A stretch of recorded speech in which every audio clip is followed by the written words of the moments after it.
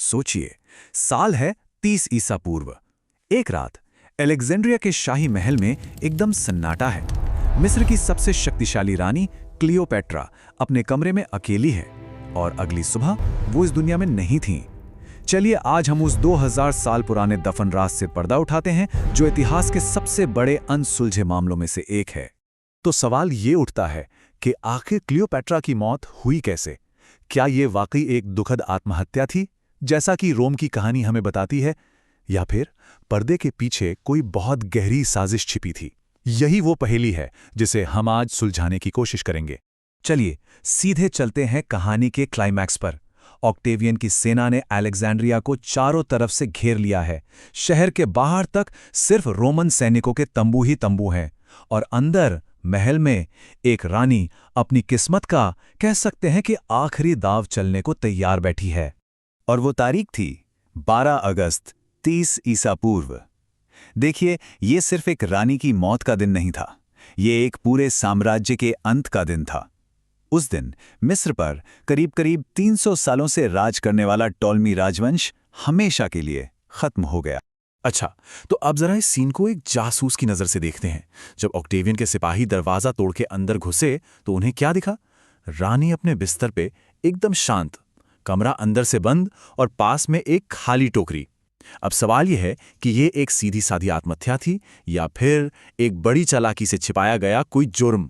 इन्हीं कुछ सुरागों ने 2000 साल तक चलने वाले एक रहस्य को जन्म दे दिया। लेकिन देखिए, इस पहेली को सुलझाने से पहले हमें उस इंसान को समझना होगा जो इस पहेली के बिल्कुल बीच में है, मतलब क्लियोपेट्रा को। अक्सर क्लियोपेट्रा का नाम सुनते ही दिमाग में क्या आता है? एक बेहद खूबसूरत रानी की तस्वीर, है ना? पर असलियत यह है कि वो इससे कहीं ज्यादा, बहुत ज्यादा थी। वो सिर्फ एक रानी नहीं थी, बल्कि एक बहुत तेज दिमाग वाली रणनीतिकार थी। रोमन इतिहासकारों ने हमेशा उसे एक खतरनाक, मोहक औरत की तरह दिखाया। क्यों? क्योंकि सच तो ये है कि वो क्लियोपेट्रा की खूबसूरती से नहीं, उसकी बुद्धि से डरते थे। सोचिए, वो एक ऐसी लीडर थी जो अपनी प्रजा की भाषा बोलती थी, एक ऐसी रणनीतिकार जो रोम के बड़े बड़े धुरंधरों को भी मात दे सकती थी। और उसने मिस्र की इकोनॉमी को इतना मजबूत बना दिया था कि रोम को वो सच में एक बड़ा खतरा लगने लगी थी। और उसकी बुद्धि का सबसे बड़ा सबूत जानना है? वो एक या दो नहीं, बल्कि पूरी 9 भाषाएं बोलती थीं। मिस्री, ग्रीक, लैटिन और भी कई। ये एक ऐसा हथियार था जो किसी भी तलवार से ज्यादा तेज था, और यही उसे दुनिया के सबसे ताकतवर लोगों की बराबरी में लाकर खड़ा करता था। और देखिए, ये भाषाएं सिर्फ बात करने के लिए नहीं थीं, ये तो कूटनीति के हथियार थे। क्लियोपेट्रा का पूरा राजपाट एक तरह से रोम के साथ शतरंज के एक बहुत बड़े खेल जैसा था, और इस खेल में उसने दुनिया के सबसे ताकतवर लोगों जूलियस सीजर और मार्क एंटनी को अपना मोहरा बनाया। वो खुद कभी किसी की कठपुतली नहीं बनी।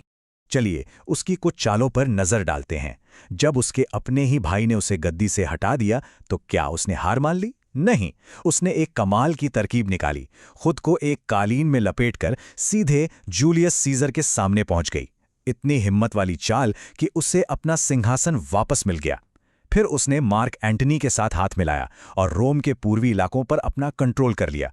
लेकिन फिर एक्टियम की लड़ाई में हार ने पूरा खेल पलट दिया और ये शतरंज का खेल अपने आखिरी मोड़ पर आ पहुंचा। अब देखिए, हर बड़ी कहानी में एक विलन तो होता ही है, और इस कहानी में वो था ऑक्टेवियन।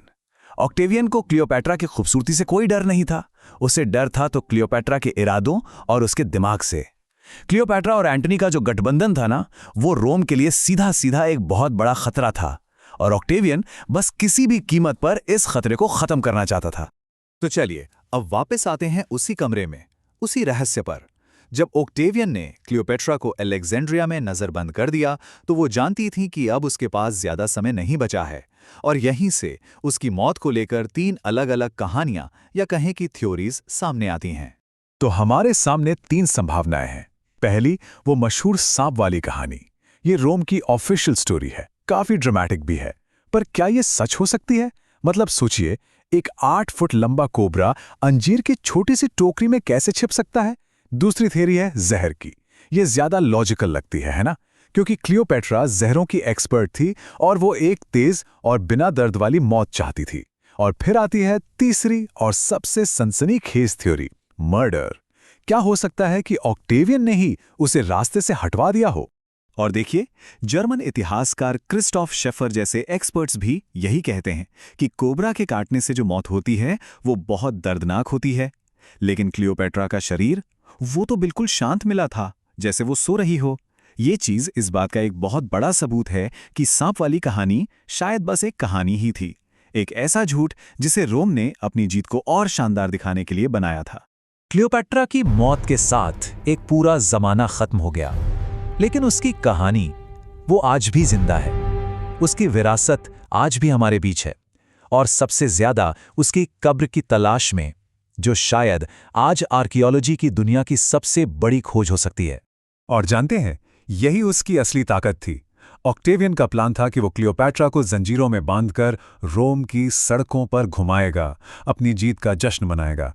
पर क्लियोपेट्रा ने अपनी मौत को चुनकर उससे ये मौका ही छीन लिया। एक तरह से उसकी मौत ही उसकी आखिरी जीत थी। और ये खोज ये आज भी चल रही है। हाँ, पुराना शहर तो अब समंदर के नीचे है, लेकिन पास में ही तापोसिरिस मैग्ना नाम की एक जगह पर हाल ही में एक बहुत लंबी सुरंग मिली है, और इसने दुनिया भर के आर्कियोलॉजिस्ट की उम्मीदें फिर से जगा दी हैं। तो क्या ऐसा हो सकता है कि 2000 साल बाद हम वाकई उसके आखिरी राज को खोलने के बहुत करीब हैं? तो आखिर में ये सब हमें बताता क्या है? यही कि क्लियोपेट्रा सिर्फ एक रानी नहीं थी, वो एक पूरी सभ्यता की आखिरी उम्मीद थी। उसकी मौत के साथ ही प्राचीन मिस्र की आज़ादी भी हमेशा के लिए खत्म हो गई। ऑक्टेवियन ने उसके बेटे को तो मरवा दिया, लेकिन वो उसकी कहानी को, उसकी विरासत को कभी खत्म नहीं कर पाया। और आखिर में एक सवाल छोड़ जाते हैं, जिस रानी ने अपनी पूरी जिंदगी अपनी शर्तों पर जी, क्या वो मौत के बाद भी अपनी ही शर्तों पर छिपी हुई है? शायद क्लियोपेट्रा का असली रहस्य उसकी कब्र में नहीं, बल्कि इस बात में है कि आज 2000 साल बाद भी वो हमें अपनी तरफ खींचती है, हमें सोचने पर मजबूर करती है। ऑक्टेवियन ने उसका साम्राज्य तो जीत लिया था, पर वो उसकी कहानी को कभी नहीं जीत पाया।